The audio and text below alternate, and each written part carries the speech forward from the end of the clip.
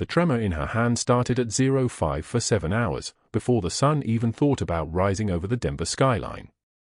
Laura Bennett stood in the parking lot of Sacred Heart Hospital with her keys suspended halfway to the door lock, watching her fingers shake against the cold metal. Not fear. Never fear. Her hands had held worse things than fear. But recognition, that was something else entirely. The dream had come back. After 3 years of clean sleep, Colonel Marcus Hayes had walked through her subconscious at 2 in the morning, and she'd woken tasting Ramadi dust on her tongue, smelling diesel exhaust and burning cordite and things that didn't have names anymore. She pressed both palms flat against the car hood. Cold metal. Solid. Real. The tremor would pass. It always did. 30 seconds of breathing, the box method, for counts in, hold, for counts out, and her hand steadied like she'd flipped a switch. This was the skill nobody taught in nursing school. This was the inheritance she'd carried back from the compound fires and the medevac helicopters and the field hospitals that officially never existed. Control. Absolute, unwavering control over every visible part of herself while everything underneath screamed. By 0600 hours, Laura was moving through the ICU at Sacred Heart with the fluid efficiency of someone who had walked these particular corridors 600 times before. The fluorescent lights cast everything in a shade of white that wasn't quite blue, wasn't quite sterile, just exhausted. Her name badge clipped to her scrubs read Bennett, RN, ICU, in letters small enough that most people never bothered to read past the title. Just a nurse. Just another woman in blue scrubs checking vitals and charting observations and doing the invisible work that kept people alive between the moments when doctors walked through the door and took credit for the breathing. The night shift had left the usual chaos. Bed 4 needed another unit of packed red blood cells. Bed 7's ventilator was running a pressure alarm every 90 seconds. The monitor in Bed 2 kept dropping the peripheral 4, so the patient's arm was already purple with bruising from the 7th attempt to get reliable access. Laura moved through the problems like she was solving a math equation that had been solved 1,000 times before. Each task clicked into the next task, her hands moving with the terrifying fluid precision of someone who'd learned medicine in a place where mistakes got people killed before the medevac could arrive. She'd been on this ward for 3 years. Before that, another kind of ward. Before that, a compound in Ramadi where 14 men had come through a door that was supposed to stay closed, and she'd been the only one who knew how to stitch them back together while rounds pinged off the wall like angry insects. That part didn't exist anymore. Not officially. The Navy had made that very clear when they debriefed her in a room without windows, showed her the paperwork that erased Senior Chief Petty Officer Laura Bennett from every database that mattered, and told her that her continued silence was a matter of national security and also her own personal safety and also something they'd prefer not to have explained more explicitly than that. So Laura Bennett the nurse was all that remained. 43 years old. Divorced.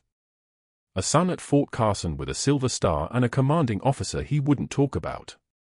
A locker on the 4th floor that contained scrubs, compression socks, and 1 pair of worn combat boots wrapped in plastic, touched once per shift like a talisman to a god she'd stopped believing in years ago. The tremor tried to come back around 06 for 5 hours when she was checking the labs on the new admission, but she pressed her thumb into her palm and it retreated. Dr. Sterling was doing morning rounds, his expensive shoes clicking against the tile floor in a rhythm that sounded like a countdown.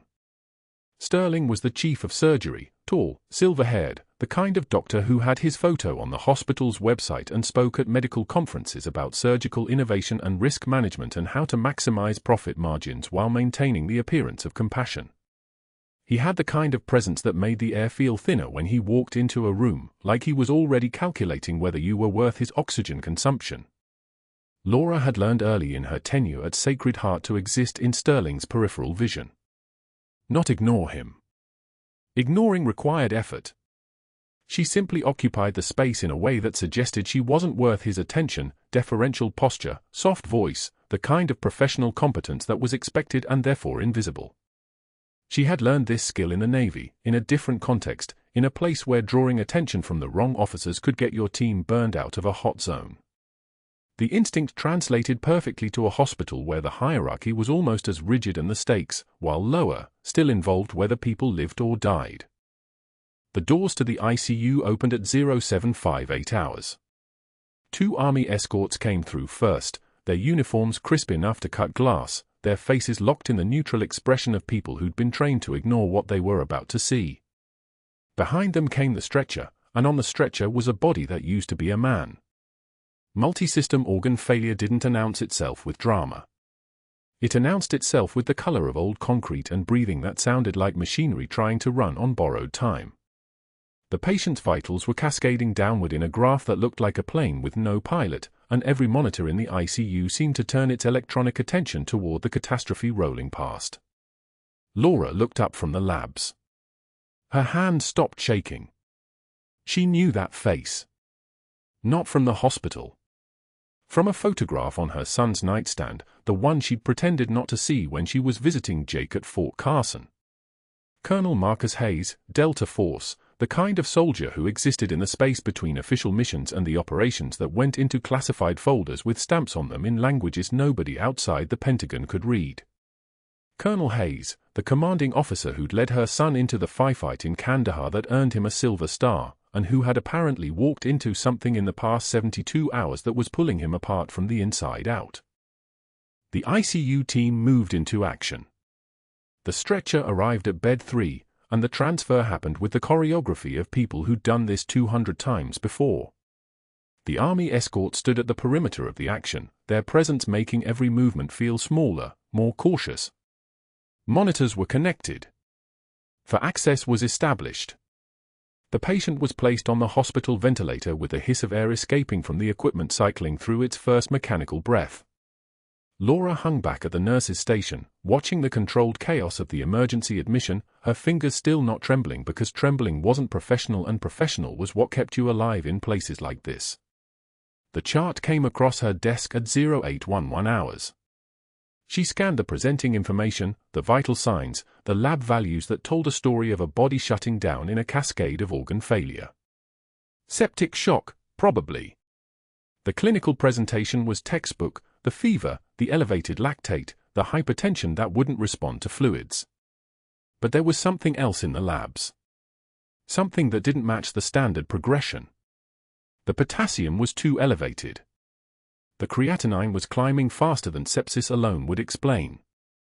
This wasn't simple organ failure. This was something more specific, more targeted, like someone had wound up the clockwork of his systems in a way that was deliberately pulling him toward the edge of the cliff. Laura's jaw tightened. She'd seen the aftermath of chemical exposure before. She'd treated soldiers in field hospitals who came in with symptoms that didn't have official names, injuries that couldn't be documented because the locations where they occurred didn't exist on any map. This looked similar. This looked like someone had introduced something into the colonel's body that his immune system couldn't recognize, which meant his immune system had decided to burn everything down instead. She was still reading when Dr. Sterling appeared at the nurse's station. His shadow fell across the chart like a marker, a moment of before and after, divided by his presence. Laura kept her eyes on the lab values. "Interesting case," Sterling said. His voice had the texture of silk wrapping around knives. "Delta Force Colonel. Multi-system failure. You seem invested." Laura turned the page of the chart. Her voice came out soft, careful, exactly what he expected from her. "Just reviewing the labs, Doctor." Sterling leaned closer, reading over her shoulder, and she could smell his cologne, something expensive and aggressive that probably cost more per ounce than the entire monthly salary of the night shift nurses. "You know him." It wasn't a question. Laura kept her eyes on the chart. "No, sir." "Your hands were shaking." There it was. The moment when invisible became visible. Laura turned to face him, and her composure settled over her like armor. Her eyes met his, and something in that connection made Sterling's expression shift, not fear, but something close to it. The kind of recognition that came when you looked into someone's eyes and realized you were seeing something deeper than the surface suggested. "I review critical patients carefully," Laura said. Her voice had dropped half an octave. All of them deserve that attention. Sterling held her gaze for 5 seconds longer than comfortable, then smiled. It wasn't a warm expression. It was the smile of a predator who'd marked something as prey and was already calculating how to bring it down. See that you don't let your attention become a liability, Ms. Bennett. This patient is going to require careful handling. Very careful handling indeed. He walked away, his expensive shoes clicking their rhythm back toward the physician workstations. Laura turned back to the Colonel's chart, and her hands, which had not trembled since she'd taken that cleansing breath in the parking lot, remained perfectly, absolutely steady. But her fingers found the edge of the paper and bent it slightly, a tell she couldn't quite suppress. Because Dr. Sterling had just told her something without meaning to. He had told her that he knew who Colonel Hayes was. And he had told her, in the space between those words, that he had already decided what to do about it. The Colonel's oxygen saturation sat at 82% on the ventilator settings. Normal was above 95. His heart rate was climbing, 135 beats per minute and rising. The lactate in his blood was climbing too, which meant his cells weren't getting oxygen, which meant his body was eating itself from the inside out, and every number on the monitor was a countdown. But that wasn't the worst part of what Laura saw when she looked at that chart. The worst part was the decision that had already been made somewhere in the administrative spaces above the ICU, in the offices where Sterling spent his time on phone calls that nobody else got to hear. The worst part was understanding, with the clarity of someone who'd learned to read the invisible signatures of power and corruption, that Colonel Marcus Hayes wasn't just dying. He was going to be allowed to die. At 0900 hours, Dr. Sterling's voice carried through the glass-walled conference room like a tank idling in a garage, steady, mechanical, built for destruction. Laura stood 15 feet away at the nurse's station, charting vitals, watching him work. 10 doctors sat around that table. She counted them twice. Exactly 10. Sterling's hands moved with the precision of someone who'd orchestrated this before, arranging papers, sliding the Colonel's CT scans across polished mahogany like a prosecutor presenting evidence. The room smelled like expensive coffee and institutional fear. Politically sensitive case, gentlemen, Sterling began, his voice pitched high enough for the hallway to hear. Career ending if we fail. Lawsuit gold if we succeed and anything goes wrong. He tapped the Colonel's chart. Multi-system organ failure. Sepsis markers climbing. This man is beyond salvage, and any intervention becomes a liability we document and survive. One by one, the doctors leaned back in their chairs, their body language shifting from clinical engagement to self-preservation. Laura recognized the moment, the exact second when professional obligation died and institutional survival won. Dr. Hayes, the cardiologist with the Rolex and the daughter in medical school, nodded first. Sterling slid a refusal form in front of him. Hayes signed without reading it. The others followed like dominoes tipping in slow motion. By 1000 hours, all 10 doctors had formally withdrawn from Colonel Marcus Hayes' case. Their signatures lined the patient chart like a wall of institutional protection, each name a deliberate abandonment. Sterling had accomplished in 60 minutes what Laura would have taken weeks to understand. He'd transformed the Colonel from a patient into a liability, and liabilities got sacrificed. She watched the signatures accumulate on the screen, 1 refresh, 10 refusals, all documented, all protected by policy and precedent. The worst part wasn't the refusals. The worst part was how clean it looked on paper.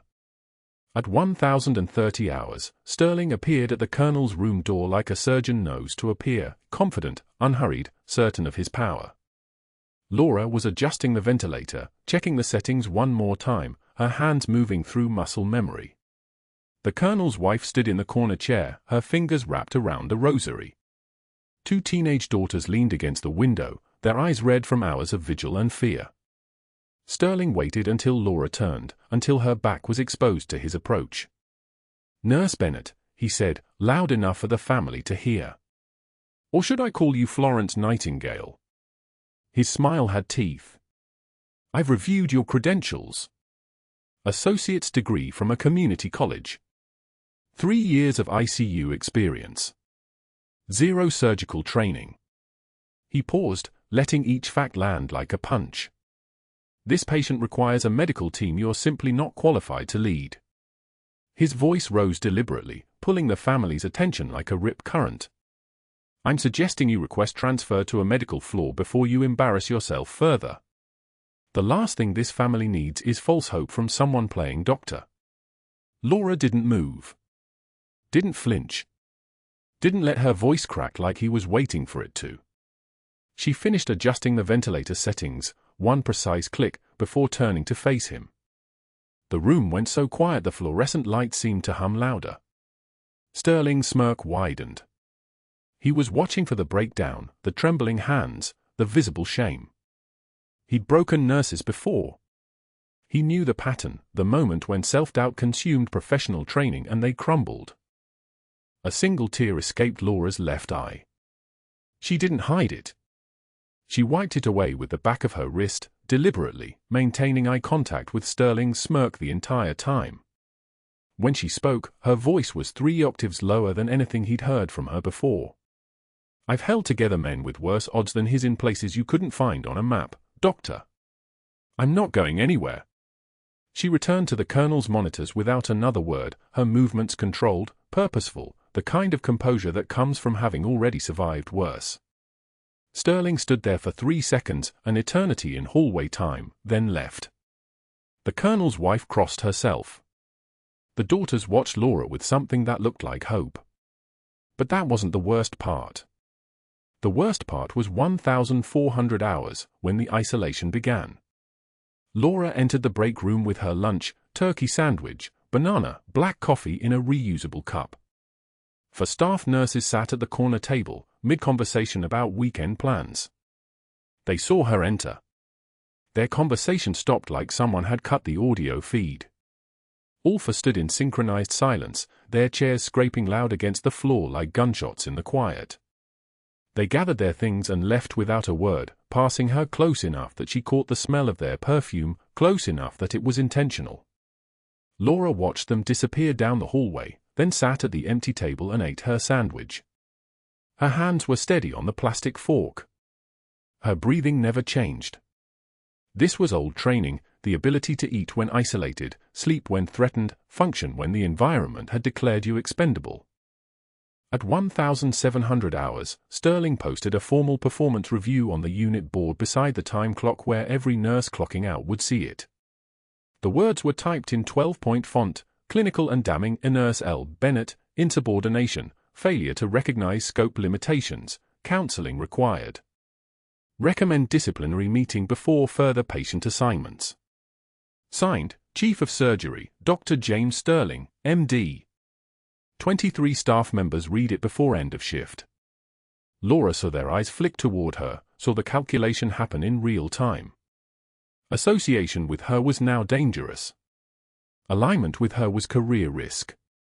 Sterling had weaponized the system with precision, turning the hospital into a minefield where helping the colonel became a liability everyone could measure. She clocked out at 18:30 hours and sat alone in her car in the parking lot, her hands gripping the steering wheel, her eyes closed. The rain that had been threatening all morning finally came, hammering the windshield like applause for something she'd never asked for. Somewhere in that hospital, Colonel Marcus Hayes was becoming septic. Somewhere in the administrative files, Sterling was documenting every moment of her defiance. Somewhere in the distance, a siren wailed toward the emergency department, another patient, another crisis, another life that wouldn't care about politics or career protection. She drove home through the rain and returned at 2,200 hours, clocking back in for the night shift. The evening charge nurse didn't acknowledge her arrival. Sterling was gone. The night shift staff nodded to her, small gestures of professional courtesy that meant nothing and everything. Laura moved through the ICU with her hand steady and her jaw locked, her mind running the clinical calculations that had kept her alive in places Sterling couldn't imagine. The colonel's kidney function was dropping. His liver enzymes were climbing. His sepsis markers were spiking, and she was charting every change, building a clinical narrative that showed deterioration despite textbook supportive care, evidence that would matter when this was over. At 2,245 hours, Sterling appeared again, this time with 2 hospitalists, conducting rounds deliberately within Laura's earshot. His voice was pitched for performance. Some patients are beyond salvage. Heroic measures only prolong the inevitable and traumatize the family. We document our best efforts and prepare for graceful end-of-life transition. He made direct eye contact with Laura as he said it, giving her a smile that was meant to look compassionate but tasted like murder. One of the hospitalists shifted uncomfortably. The other one didn't meet Laura's eyes at all. When Sterling left, Laura returned to the Colonel's bedside and did what she'd been trained to do in darker circumstances than this. She measured. She observed. She waited. At 0100 hours, she did her hourly assessment and noticed it, the Colonel's neck veins distending, his trachea shifting slightly right, his oxygen saturation drifting downward from 94 to 92 to 89. Tension pneumothorax. Air trapped in his chest cavity, collapsing his lung, crushing his heart. She paged the on-call physician. No response. She paged again. Silence. She paged Sterling at 0120. His service answered that he was unavailable except for true emergencies. The irony was sharp enough to draw blood. By 0245 hours, the Colonel's oxygen had hit 85 and his trachea deviation was becoming unmistakable, the clinical signature of catastrophic system failure. Laura opened her personal locker in the break room, the one she'd arranged in the corner on her first day, 1 year ago. The tactical medical kit was there, compact and lethal in its precision. The same kit she'd carried in Ramadi. The same kit that had held together men whose injuries should have sent them to death with as much certainty as gravity. Behind it, visible in the locker's interior darkness, were the combat boots, her husband's, worn brown leather with laces still tied from the last time Michael had removed them before deploying on a mission he hadn't come back from. She didn't hesitate. She retrieved the kit, felt its weight in her hands like muscle memory, and returned to the Colonel's room at 0255 hours. His wife was awake, standing vigil at the bedside. Laura met her eyes for exactly 1 second. I need you to step outside. Right now. Get your daughters. Stay in the waiting room. It wasn't a request. It was a command delivered with the kind of calm that came from having already survived the worst. The Colonel's oxygen saturation hit 78%. His lips turned blue. His heart rate climbed to 145, the monitor beeping its urgent rhythm. Laura's hands moved on their own, muscle memory taking control. She had maybe 3 minutes before his blood pressure crashed completely, maybe 4 before his heart gave up entirely. She located the intercostal space, the second rib, the midclavicular line, her fingers finding the landmarks through practice and prayer. The 14-gauge catheter came from the kit. The needle moved with the precision of someone who'd done this before, had saved lives with this exact gesture in places where failure meant burying someone in a shallow grave and never telling their family where they died. The hiss of air escaping from the tension pneumothorax sounded like salvation. At 2200 hours, Laura sat alone at the nurse's station with Colonel Hayes' latest labs glowing on the monitor. Kidney function dropping. Liver enzymes climbing like aircraft on a runway. Sepsis markers speaking past critical thresholds. She pulled up his chart from 48 hours prior and laid the numbers side by side, a trajectory written in biochemistry, a clock counting down in milligrams per deciliter. She understood what was coming. 13 years as a combat medic meant understanding the mathematics of failure. Multi-system organ failure didn't announce itself with drama. It whispered. First the kidneys stopped filtering. Then the liver lost its grip on synthesis. The sepsis markers kept climbing because the body was turning against itself, the immune system becoming a friendly fire situation inside his own blood. Laura had held this exact pattern in field hospitals from Ramadi to bases whose names still couldn't be spoken in public. She'd seen it end in 2 ways, intervention before the cascade became irreversible, or silence. The Colonel's window was closing. Maybe 72 hours left if the trajectory held. Maybe less. She charted the numbers with the precision of someone recording evidence that would matter. Each entry time-stamped. Each value exact. The fluorescent lights hummed their mechanical monotone above her, washing everything in that surgical white that made time feel suspended. Around her, the ICU breathed its own rhythm, ventilators wheezing, monitors beeping their persistent electronic heartbeat, for pumps ticking like patient metronomes marking the seconds. At 0247 hours, Laura heard it. Not through her ears first, but through the monitor. The Colonel's oxygen saturation began its descent. 94, 92. 89, the rhythm on the cardiac monitor staying steady, his blood pressure holding, but his lungs failing. She was at his bedside before the second alarm cycled. Visual confirmation. His chest barely moving. His color shifting that particular shade of gray that came when oxygen debt started ravaging the tissues. Then she saw it. The trachea deviated. Shifted right toward the good lung like a tree bending in hurricane wind. His neck veins distended, full of trapped pressure. The clinical picture crystallized into absolute certainty, tension pneumothorax. Air in the pleural space with nowhere to go, collapsing his lung and pushing his heart aside. This was the moment.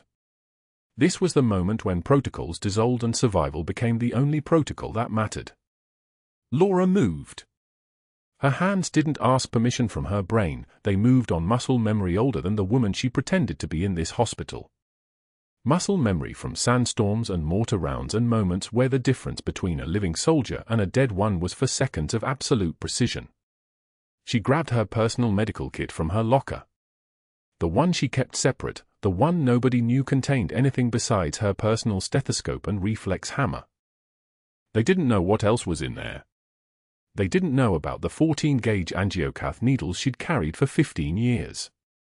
They didn't know about Michael's boots at the bottom, worn leather the color of old blood, the laces still tied, waiting for feet that would never fill them again. She'd carried them through 3 careers and 2 identities because some things didn't need permission to matter. She returned to the Colonel's bedside. No time to call. No time to wait for Sterling or any of the 10 doctors who'd already decided his death was somebody else's problem. The clock inside her head was running in a language only people who'd worked emergency medicine in conflict zones could read.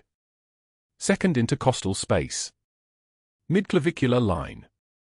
She palpated the anatomy beneath his skin, the bony landmarks as familiar under her fingers as her own ribs. The needle went in smooth and clean, the 14-gauge catheter following, and then the sound. The hiss of air escaping from pressurized space, the sound of pressure releasing like a tire deflating, like salvation made audible. The Colonel's chest heaved as his lung could finally expand. His oxygen saturation climbed. 72 to 75. 75 to 82. 82 to 88. 88 to 92. 92 to 95. His trachea shifted back to midline as if someone was undoing the violence being done to his body. His heart rate dropped from the 140s down to 98. His color came back. Laura secured the catheter with tape and stood back. The emergency was stabilized. The crisis had been arrested mid-cascade. She documented every detail with timestamps precise enough to satisfy a court or a firing squad, time of intervention, exact anatomical landmarks, vital signs before and after, her assessment, her actions. All of it written in clinical language that would either become her vindication or the evidence used to bury her. She didn't need to wait for Sterling to arrive.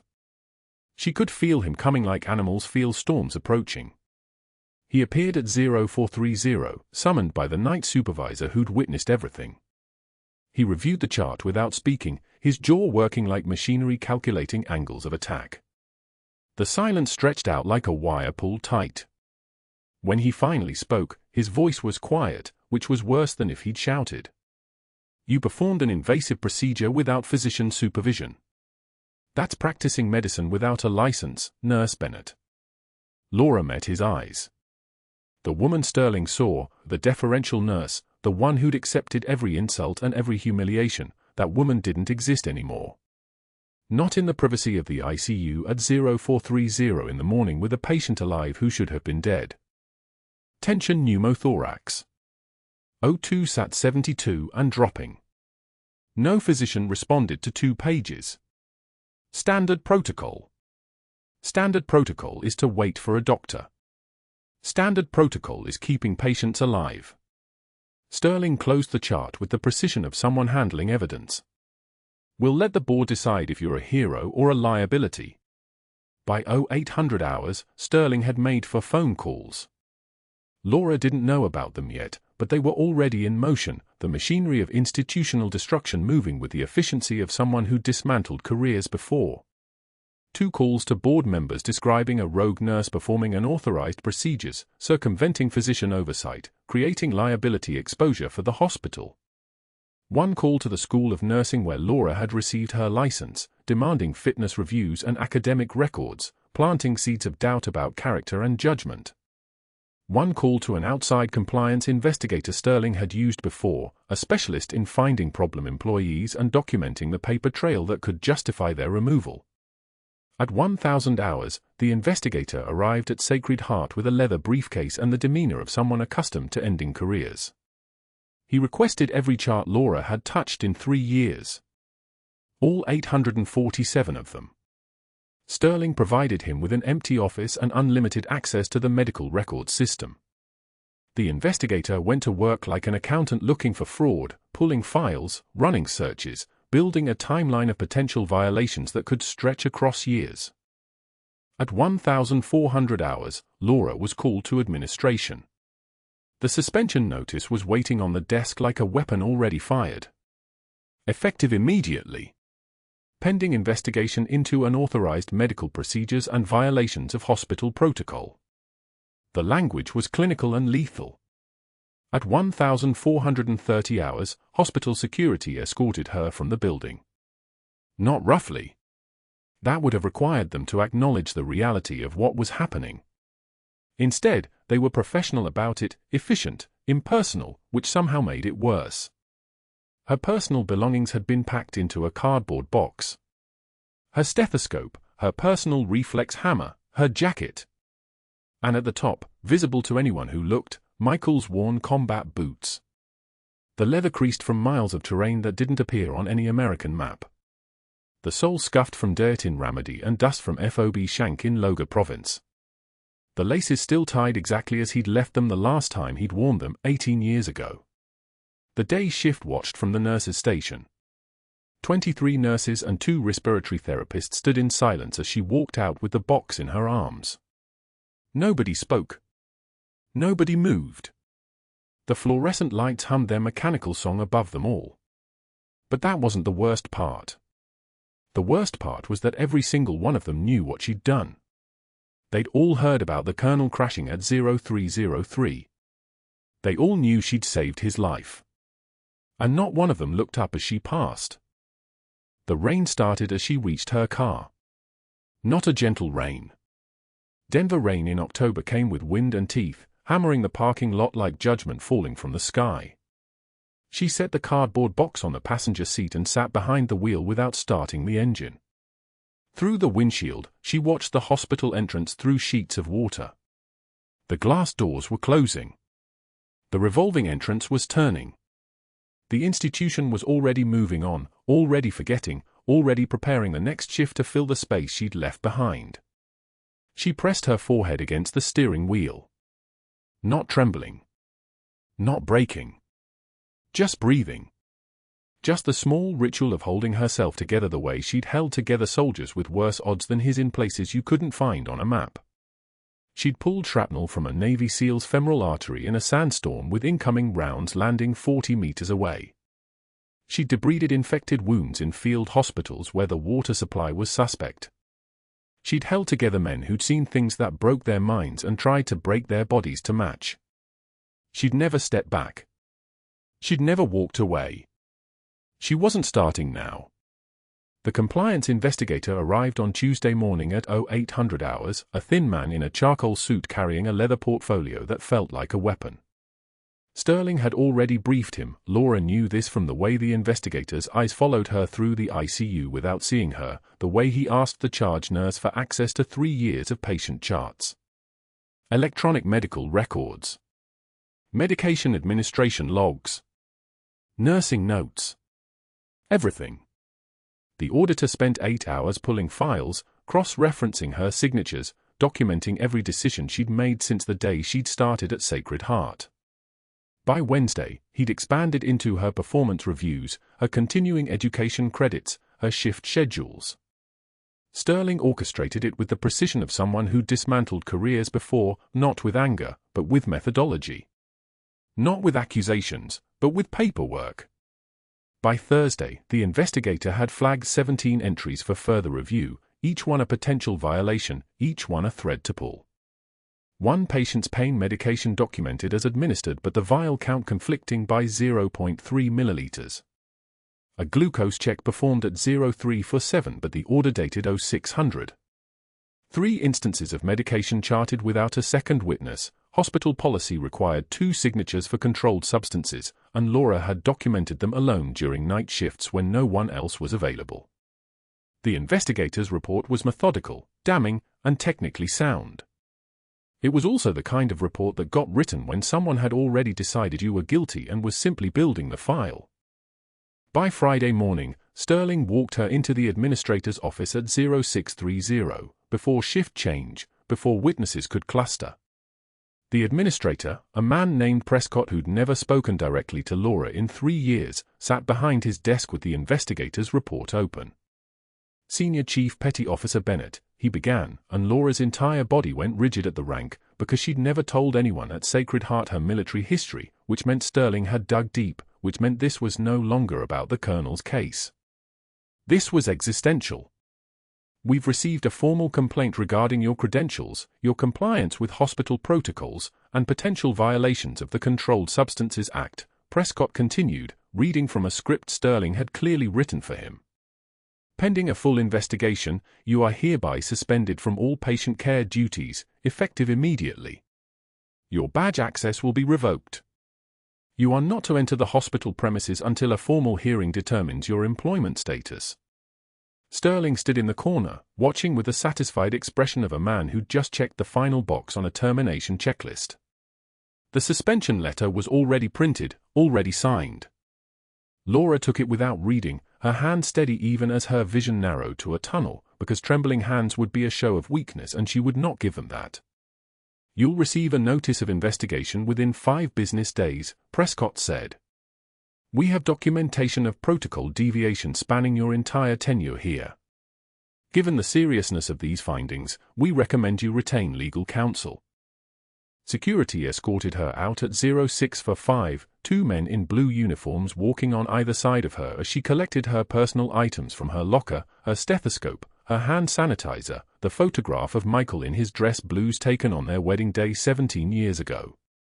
They walked her through the ICU, past the nurses' station where every single staff member, the one she'd trained, the one she'd covered shifts for, the ones whose children she'd asked about during quiet nights, stood motionless and watched her leave. No one met her eyes. No one spoke. The silence was so complete you could hear the heart monitors beeping in separate rooms, a dissonant chorus of bodies still fighting to live while she was being erased from the building that had been her identity for 3 years. The drive home in her old Subaru took 20 minutes. Laura didn't remember turning onto I-25 or taking the Evans exit. She remembered sitting in her driveway for an hour, her hand still on the steering wheel at 10 o'clock in the morning, her suspension letter on the passenger seat next to Michael's photograph, and the understanding that she'd lost everything that mattered, her career, her reputation, her reason for existing in any public role. She was visible again, which meant she could be destroyed again. That night at 1800 hours, Laura drove to Mountain View Cemetery in steady rain. She found Michael's grave without needing to check the map, her body knew the location without instruction, the way muscle memory takes over. His headstone was granite with gold lettering, Michael Bennett, 1978 to 2009, beloved husband, beloved father, beloved sailor. Below his name, the inscription she'd chosen after his funeral, he protected those who couldn't protect themselves. She stood in the rain for a long time without speaking, her uniform boots sinking into the mud, the cold October rain mixing with something coming from her face that she would not call tears because tears required surrender and she was not surrendering, not yet. I saved one of Jake's brothers, she said to the granite, to the mud, to the rain that fell like applause from a storm no one wanted. I did what Senior Chief Petty Officer Laura Bennett was trained to do. I held his chest together. I stopped the bleeding. I kept his heart beating when everything inside him wanted to stop. And they're destroying me for it. Her voice didn't crack. Her hands didn't tremble. Her composure was absolute, which somehow made it worse. She was standing at her husband's grave, her career dismantled, her son's commanding officer hospitalized because she'd saved him, and she could not break because breaking would mean losing the only thing she had left, the iron discipline that had kept her alive in Ramadi, that had gotten her through Michael's coffin being lowered into this exact mud 8 years ago, that had held her together when the military ordered her to disappear. I held your chest that night before the medevac came, she continued, speaking to the stone because the dead were safer listeners than the living. We were in the aid station at FOB Ramadi, and you had a sucking chest wound from shrapnel, and I had my hands inside your thoracic cavity keeping your lungs from collapsing, and I told you that you were going home. I told you that you'd see Jake graduate from high school. I told you that you'd hold grandchildren. The rain intensified, hammering against her face, against her shoulders, against the stone that would outlast her. You made it to the medevac. The doctors at Landstuhl fixed what I couldn't. And then an IED got you anyway, because apparently the universe doesn't care about your promises to dying men. She pressed her palm against the wet stone, and her hand was steady. They're calling me a criminal, Michael. Sterling and the investigator and the hospital and probably Sterling's lawyers by now, they're building a file that says I violated protocols and falsified records and maybe mishandled controlled substances. They're systematically destroying everything I've worked for these past 3 years, and the only thing that kept me standing was knowing that I'd saved the colonel. That Jake's commanding officer was alive because I didn't walk away when 10 doctors did. But now Sterling's destroying me anyway, and I don't know how to win this. I don't know how to fight people who attack from inside the system instead of from the other side of a rifle. Her voice dropped to something barely audible over the rain. Maybe I should have stayed invisible like they told me to. Maybe I should have died in Ramadi with you instead of coming home and pretending to be a civilian who's just a nurse. Maybe Senior Chief Petty Officer Laura Bennett was supposed to stay buried in databases that don't exist. She stood at the grave until the light failed completely, until 1900 hours became 2000 hours became 2100 hours, and the rain became colder, more insistent, as if the sky itself was trying to wash her away. When she finally left, she didn't speak another word to the stone or to Michael or to the woman she'd been before Sterling decided to destroy her. She drove home through empty streets, parked in her driveway, and sat in the dark without turning on any lights. Her suspension had begun. Her investigation was officially underway. And the only thing standing between her and complete erasure was a discharged patient in the ICU and a husband in the ground who couldn't help her anymore. 3 days into her suspension, on a Tuesday morning at 0600 hours, Laura made a choice that violated the terms of her administrative leave. She returned to Sacred Heart Hospital using her badge, the access card they hadn't deactivated, sliding it through the reader at the staff entrance knowing they'd fire her for this if they found out, but needing to see that the colonel was still alive, that the needle decompression had held, that her career hadn't been destroyed for nothing. The ICU was quiet in the pre-dawn darkness, the way hospitals are when they're holding their breath. Laura moved through the corridors with the precision of someone who'd done this 1,000 times, past the med station where no one looked at her, past the supply rooms, toward the colonel's isolation room at the far end of the unit.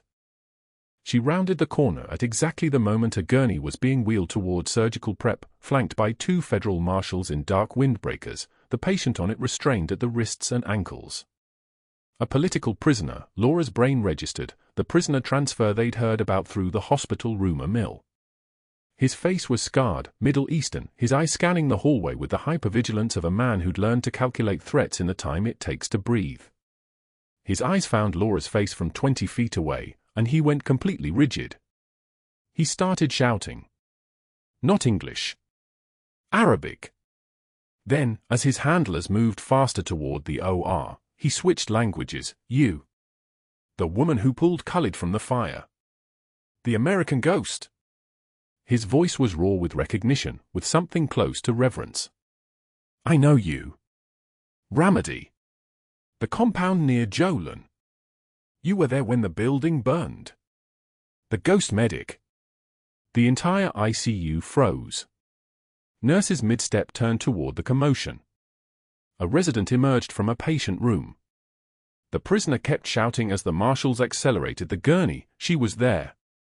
The woman in the fire. The one who saved my brother before the Americans destroyed us all. You are the ghost. The elevator doors closed and swallowed him mid-sentence, but the words hung in the ICU like radiation, impossible to clean, impossible to take back, impossible to explain. Laura stood motionless in the hallway, her cover obliterated in 15 seconds by a man whose brother she'd pulled from a burning building in the spring of 2009, in a compound near Jolene that officially didn't exist, during an operation that had been classified and buried so deeply that even the government denied it happened. Dr. Sterling emerged from the physician's lounge not 10 steps away, his face shifting from confusion to calculation in real time, his mouth already forming words, questions, accusations, the final evidence he needed to prove that Laura Bennett was exactly who he'd suspected, someone dangerous, someone hidden, someone whose presence in his hospital was the only loose thread he needed to pull to unravel everything. And then the elevator doors opened again, and boots that sounded like authority stepped onto the ICU floor. The elevator doors slid open and boots that sounded like authority stepped onto the ICU floor. Not the measured pace of a resident making rounds. Not the quick shuffle of an orderly answering a call light. These boots moved with the terrifying fluid precision of apex predators, the kind of sound that makes hospitals go quiet because hospitals know the difference between ordinary authority and the kind that brings consequences. Jake Bennett stood in the threshold, uniform pressed so sharp it could cut, his shoulders carrying the weight of command like men only acquire through years of operations nobody speaks about. Behind him, two figures in dark suits with the particular bearing of federal agents. The prisoner, the man they'd brought in from the detention facility 3 days prior, locked eyes with Laura from his bed across the ICU. His face went white. He said something in rapid Arabic, then in broken English, his voice shaking, You are the woman who pulled Khalid from the fire. The American ghost. The one we could never. He stopped. His hands began to shake. He made the sign of the cross. The room went so quiet you could hear the ventilator cycling its mechanical rhythm. Every nurse at the station had stopped moving. 2 residents froze mid-conversation. Sterling, still standing near the physician's lounge, had gone completely still, the kind of stillness that comes right before a predator realizes it's being hunted. Jake moved to the colonel's bedside with the fluid precision of a man who had done this 1,000 times, approached wounded brothers, stood witness, rendered honors. He came to attention. His hand moved to his chest. And he spoke loud enough that every person in the ICU heard it clearly, Senior Chief Petty Officer Bennett. The words landed like a detonation. Laura felt the air pressure change. Her entire body went still, not frozen, not trembling. Still. The kind of still that comes from military training, from 8 years of concealment, from a single moment where everything erased suddenly becomes real again in front of witnesses. One of the federal agents stepped forward, his suit jacket catching the fluorescent lights. He handed Laura a file folder, maybe 2 inches thick. Redacted on 3/4 of the pages. Declassified only 36 hours earlier, she would learn later. The papers documented 3 tours. Names of operations. Coordinates of places that still didn't appear on most maps. Dates. Casualty counts. Intelligence extractions. Her own name, Petty Officer First Class Laura Marie Bennett, next to 16 separate commendation citations. Pain was information. That was what she'd learned in Ramadi, in Kandahar, in the safe house outside Jalabad. Pain was data. Fear was data. And this, holding her own classified history in her hands while 10 different medical professionals stared at her, this was information too. This was the moment the erased became visible. The SEAL commander, the one wearing the trident on his dress uniform, turned to face the hospital administrator, who had just emerged from his office, his face already pale. The commander's voice came out with the precision of a man reading orders. Senior Chief Bennett holds the Navy Cross. 2 bronze stars with Valor. A Purple Heart earned in Ramadi when her unit was ambushed and she pulled 3 Marines out of a burning Humvee while taking fire herself. She was the lead combat medic for operations your security clearance will never be high enough to read about. She saved 47 service members across 3 tours. She's more qualified for emergency trauma intervention than most surgical residents in this hospital. Sterling took one step backward. Then another. His face had shifted from calculating to something much worse, the expression of a man watching his entire architecture collapse in real time. The FBI agent moved with the particular confidence of someone who had done this exact thing before. His badge came out, then a second document. Dr. Sterling attempted to damage the professional reputation of a protected witness. Senior Chief Bennett was ordered into civilian concealment following her final deployment. That order came from the Pentagon. What happened in Ramadi, the mission, the intelligence extraction, the 14 American lives saved, required her to disappear from every military database, every official record, every security clearance system. She was given a new name, a new social security number, and placed in a civilian hospital to provide cover. Your hospital is part of that federal protection. The administrator's face went the color of old concrete. Dr. Sterling, what is he? The FBI agent cut him off with one raised finger. The Ramadi operation prevented an embassy bombing in 3 separate countries. The intelligence your hospital's chief of surgery attempted to suppress would have implications for ongoing diplomatic negotiations. He's committed multiple federal crimes. A woman in a dress uniform emerged from the stairwell, 2 stars on each shoulder. A major general. She moved with the particular gravity of someone who had commanded thousands of people and made decisions that cost lives. She walked directly to Sterling, who had backed up until his shoulders met the wall. Dr. Richard Sterling, you attempted to terminate employment for a decorated combat veteran while she was under active federal protection. You interfered with the medical care of a Delta Force colonel involved in classified operations. You did this because your institutional ego was more important than patient safety. You did this because you saw someone with less social status and assumed you could destroy them without consequences. Sterling's mouth opened. Nothing came out. The silence lasted exactly 4 seconds. The general continued, this is a direct order from the Department of Defense. You are relieved of all duties at this facility, effective immediately. Your medical license will be reviewed by the State Board for interference with patient care and discrimination against a protected veteran. You are fired. Security will escort you from the building. She turned away from him as if he had already ceased to exist, the kind of dismissal that was somehow worse than any confrontation. 2 security officers appeared. They had been waiting in the hallway. Sterling tried to speak, this is ridiculous, I'll call my attorney, but the guards were already moving, their faces neutral, their job simply to point him toward the exit. The hospital's CEO and legal counsel had emerged from the elevator, both carrying phones, both already on calls with the board of directors. Phones were filming from 3 different locations in the hallway. Everyone was recording. Everyone was watching. When Sterling passed the nurses' station, the 4 nurses who had walked out on Laura 3 weeks earlier stood and turned their backs to him. Not aggressively. Not with anger. Just turned away as if he had already become invisible. He felt the weight of their judgment like a physical force. His pace quickened toward the exit. By 0900 hours, Sterling's parking space had a new nameplate. By noon, the hospital had issued a formal apology to Laura and a commendation for saving the colonel's life.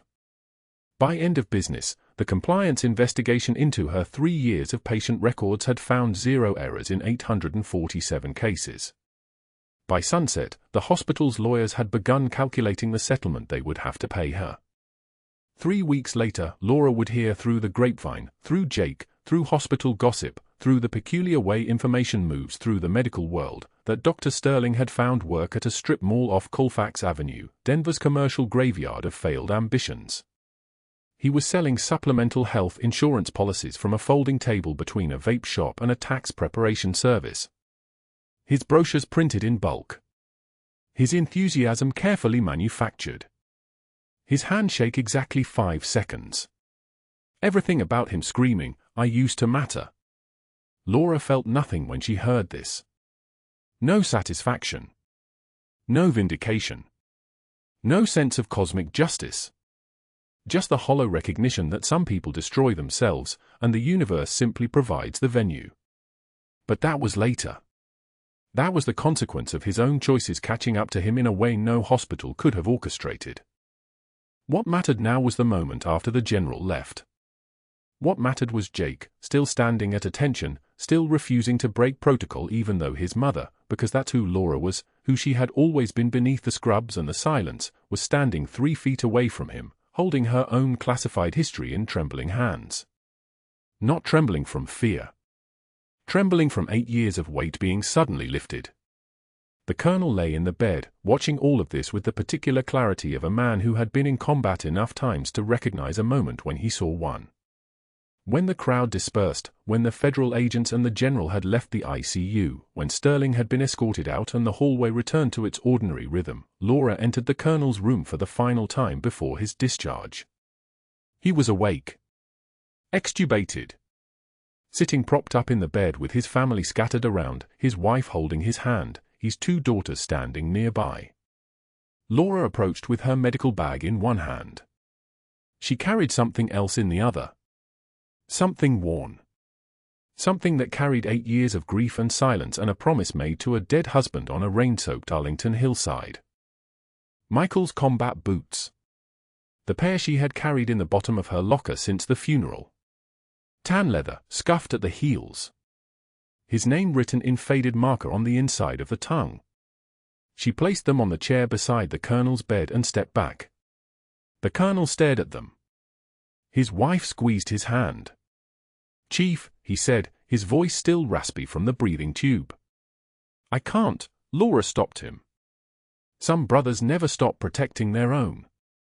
"My husband was Delta. He died in Fallujah when Jake was 8 years old. I want you to have them. I want you to know that you're part of his family now. You're part of ours."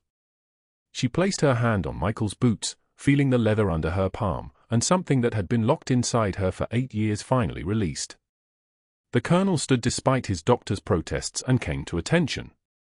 His family watched as he rendered a slow, perfect salute. Laura returned it, her hand steady, her eyes dry, her entire body speaking a single truth: I am no longer invisible. I am no longer erased. She walked out of Sacred Heart Hospital that evening as the sun descended over Denver, turning the Rocky Mountains the color of old blood. The parking lot was nearly empty. The wind moved through the trees like a whispered prayer. She did not look back. If you've made it this far, you understand something about heroism that most people never see. The quiet people. The ones who hold their cover stories even when nobody's asking. The ones who save lives and take the insults and smile through the humiliation because the alternative is letting someone die. Those people walk among us. In scrubs. In emergency rooms. In the dark hours when nobody's watching. Subscribe to the Code Whisperers and hit that notification bell. Comment below, would you have done what Laura did, or would you have walked away?